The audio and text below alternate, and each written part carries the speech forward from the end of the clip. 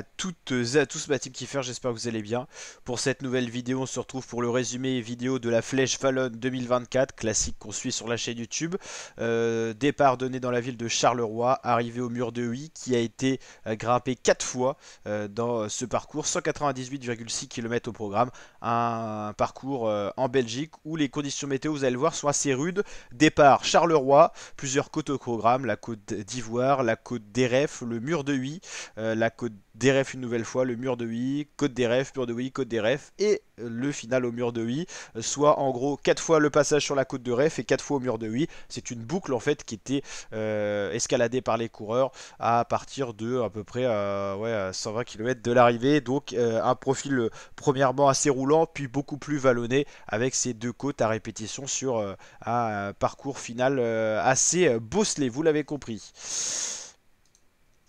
Les concurrents au départ de l'épreuve. Là, on est à 45 km de l'arrivée. Les rescapés de l'échappée matinale se font reprendre un par un coureur de la formation UnoX, tandis que les autres coureurs du peloton sont en train de revenir. On voit que tout le monde a le kawaii. En effet, il a plu, il a grêlé, il a neigé. On a eu quasiment les 4 saisons sur cette course. Voilà, Marcus Holzgaard, le coureur de la UnoX Pro Cycling, le Norvégien, qui se fait reprendre.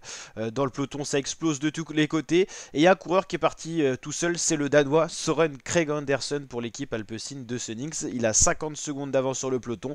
Il est parti tout seul à peu près à 55-60 km de l'arrivée. Là, il est dans une des côtes des difficultés de la journée. Il est tout seul en tête, tandis que dans le peloton, ça s'attaque un petit peu, mais personne n'arrive à vraiment s'échapper. Buitrago, Santiago du Buitrago, le Colombien, est en train de faire le rythme du peloton, tandis que Søren Kragh Andersen a plus de 1 minute 30 d'avance sur le peloton. Attention à ce coureur-là. Derrière, il y a des coureurs distancés. C'est le cas d'un coureur de la formation Astana. A noter que parmi les favoris, Dylan Teuns, le vainqueur de 2022, a été distancé. Tom Pidcock, qu'on attendait, le britannique de la Ineos, a été distancé. Pas mal de coureurs en difficulté. Skelmose également. Voilà, les conditions météo font que certains coureurs ont eu des grosses défaillances et des coups de moins bien. On est à 31 km de l'arrivée. On est en train de grimper le mur de Huy.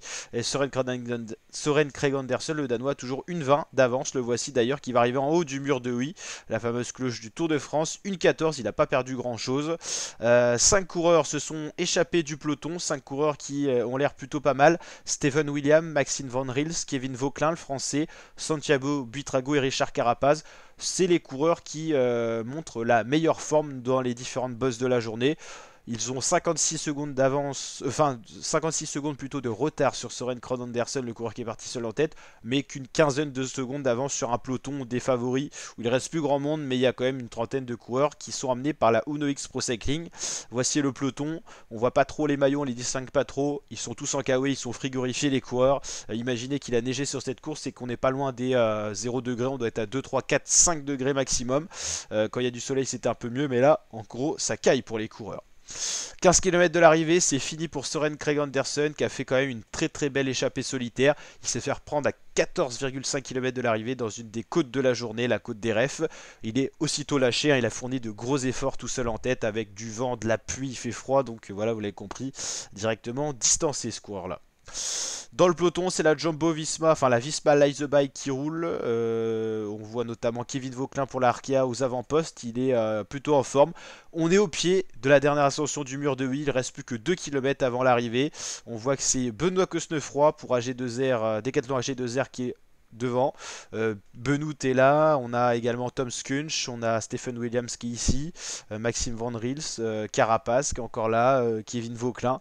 Donc voici les coureurs. Pas mal de Français, Valentin Madouas qu'on voit reculer un petit peu avec son maillot de champion de France. Il y a encore pas mal de coureurs. Pour l'instant, ça s'attaque pas trop. On est au bout de 4h38 de course. Un petit peu de soleil hein, sur l'arrivée. On voit Guillaume Martin ici avec son maillot de la Cofidis qu'on a du mal à distinguer.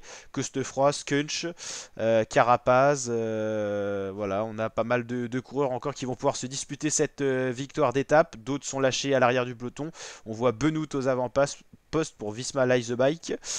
Personne n'attaque. Est-ce que ça va se finir au sprint en côte? On est plutôt bien parti pour ça. C'est les pourcentages les plus durs avec 19%. Il n'y a plus qu'une vingtaine de coureurs qui peut encore envisager de gagner cette course, cette classique en Wallonie. Et c'est Stephen Williams qui se dresse un petit peu sur les pédales. Est-ce qu'il va attaquer pour l'instant? On n'a pas trop d'informations. Ça y est, sur la gauche de la route, c'est Stephen Williams, le Britannique, qui passe à l'attaque. On attendait Pidcock et c'est finalement Williams pour les Britanniques qui s'en va. Personne n'arrive à le suivre, personne répond à cette attaque dans le mur de 8. Est-ce que quelqu'un va être capable de le reprendre ou est-ce qu'il va aller s'imposer en solitaire? En tout cas, il a fait une très grosse impression. C'est Cosnefroy qui essaye d'y aller derrière, Vauquelin aussi. Les Français qui se battent pour essayer de revenir sur Stephen Williams. C'est juste, est-ce que ça va le faire pour Vauquelin qui a l'air de faire une grosse impression, une grosse remontada? Williams ou Vauquelin? Williams c'est très bien parti pour aller s'imposer. Ça va le faire pour Stephen Williams qui s'impose devant Kevin Vauquelin. Maxime Van Riels, le belge de la Lotto Desny, fait 3 et Cosnefroy fait 4. En tout cas, victoire de Stephen Williams qu'on n'attendait pas forcément. Le Britannique s'impose devant Kevin Vauquelin qui était bien revenu, hein, il a attaqué trop tard. Est-ce que Vauquelin, en anticipant, aurait eu la capacité de suivre Williams? Je pense pas, parce que sinon il l'aurait fait. Peut-être un manque de justesse dans la stratégie. Van Riels fait 3 pour les Belges à domicile. Cosnefroy fait 4, le Normand. Buitrago 5. Tobias Johansen fait 6. C'est pas un beau résultat, lui qui a fait rouler son équipe.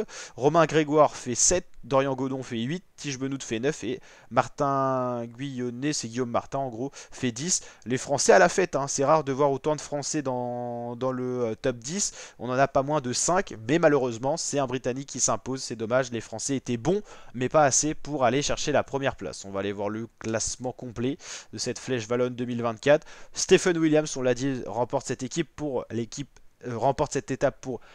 Israël Première Tech. Kevin Vauquelin pour la Arkea fait 2. Maxime Van Riels pour la Lotto Desny fait 3. Benoît Cosnefroy, qu'on a souvent vu aux avant-postes, fait 4 pour la Decathlon AG2R La Mondiale Team. Buitrago, Haaland, Grégoire pour la FDJ, Godon, Benoît, Martin. Champoussin fait 11. Pour les bons résultats, on a beaucoup vu aussi Tom Skunch pour la Lidl Trek aux avant-postes. Carapaz. Jordan Gega pour la Total Energy, un futur coureur peut-être à suivre. Valentin Madouas fait 15, Van Wilder, Christian Eking, Axel Laurence, Quinten Hermans, Stinge Van Dyke. Beaucoup de coureurs ont subi les conditions climatiques, on en entendait d'autres noms qu'on n'a pas eu l'occasion de voir forcément à l'arrivée. Le froid était pour beaucoup, hein, pour cette course, seulement 40 coureurs apparemment ont fini la course, hein. Les conditions météo étaient vraiment dantesques. Voilà, j'espère que ce résumé vous a plu. Si c'est le cas, n'hésitez pas à lâcher le petit pouce bleu, le petit like des familles, à vous abonner, activer la cloche pour suivre toutes les grandes classiques et toutes les grandes courses cyclistes sur la chaîne YouTube. Prochain rendez-vous, c'est Liège-Bastogne-Liège. Et puis après, on aura le Tour de Romandie, le Giro d'Italia qu'on suivra en mai sur la chaîne, le Tour de France et la Vuelta. Donc n'hésitez pas à vous abonner à la chaîne pour suivre tout ça. Je vous dis à très bientôt, l'équipe, pour de prochaines vidéos. Ciao, ciao.